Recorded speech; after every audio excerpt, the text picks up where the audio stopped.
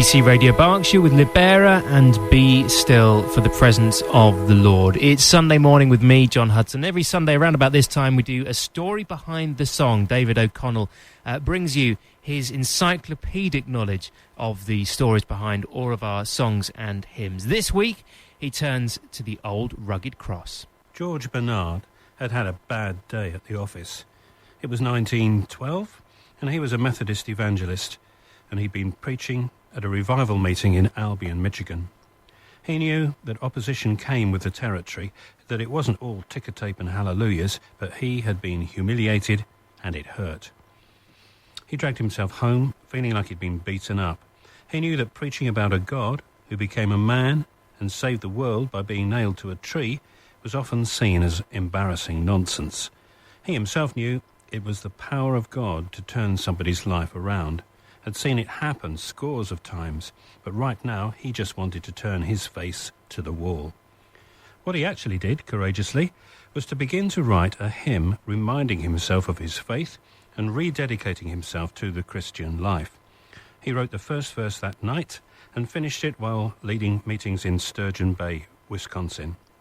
It's gone on to become massively popular. More sheet music of this song has been sold than any other song in the last 100 years. It's a great favourite in the country gospel world, and with its powerful lyric about sticking with God to the very end, it's often sung triumphantly at funerals. Let's hear George Bernard's hymn, The Old Rugged Cross.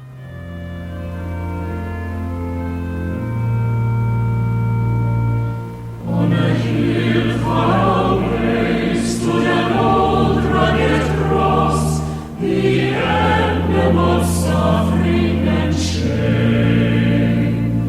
And I love that old cross where the dearest and best for a world of lost sinners was slain.